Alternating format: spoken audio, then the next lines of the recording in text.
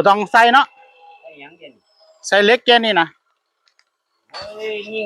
ยิงเลยบ่โอ้เดี๋ยวไทยสั่งการยิงเลย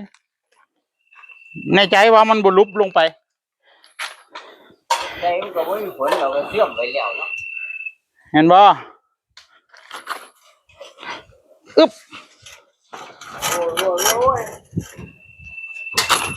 อึ๊บเอาโอ้หนักเลยวะเอาลูกหมูตัวนั้นมะลูกหมูตัวที่ใส่ใบอะนะ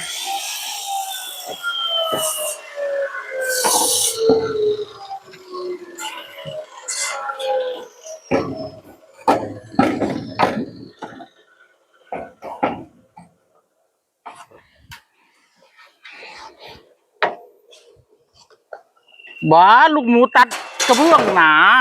มันมี2 ตัวนะ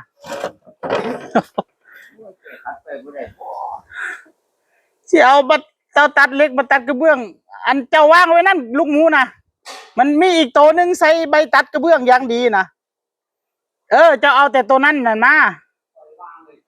เจ้าเข้าใจอยู่บ่ลูกหมูเขามีอยู่2 ตัวหนึ่งน่ะใส่ใบตัดเล็กอีกตัวหนึ่งใส่ใบตัดกระเบื้องเอาไว้อยู่มันจังได้บ่ต้องเปลี่ยนอยู่ในรังน่ะนะเจ้า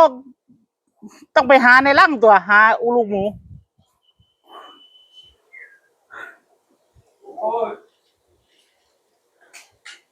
แล้วคือเอาตัวนั้นไปบัดนี้คือบ่เอามาไว้ใส่งานมันสิได้ใช้อยู่เอาตัวนั้นไปเก็บไว้เฉยบัดนี้ ก็เลยเงิดน้ำเจ้าเด้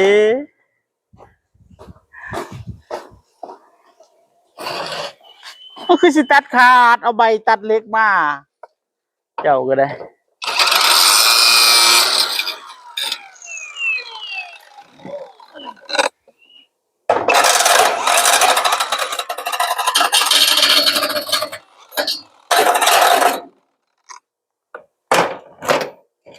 เฮือนยายไล่คือเอาใบตัด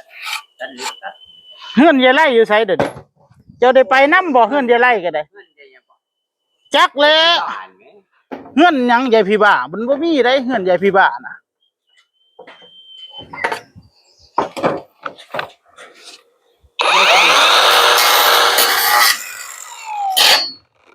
ยายยันดาเราบ่ได้เป็นบ้าเด้เจ้าคือเอามาแต่ใส่พิษเข้าเด้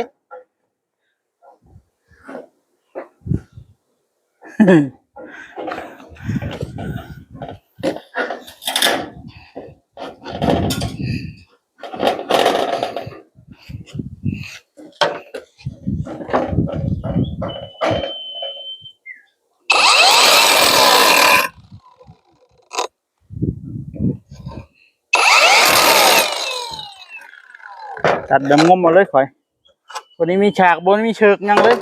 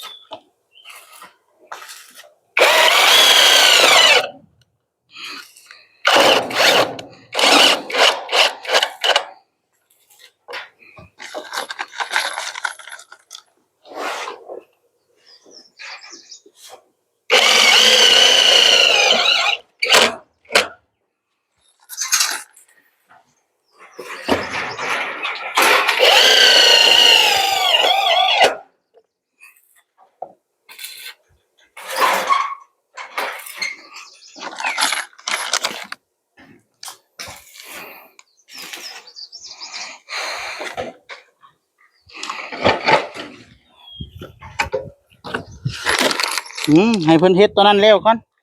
ให้เพิ่นเฮ็ดตัวนั้นแล้วก่อน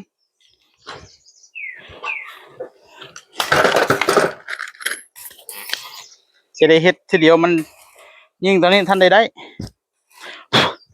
เดี๋ยวเฮาสิยิงตัวนี้ทาเว้นหมองนั้นไว้จังหน่อยมาจ้ะขึ้นมาเฮา โอ้ ขี้ยังเดี๋ยวนี้เดี๋ยวขยับนางล้านตัวนี้ก่อน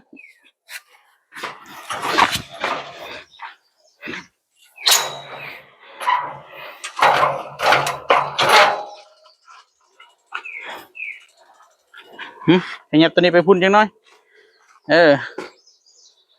นิ้วมันไป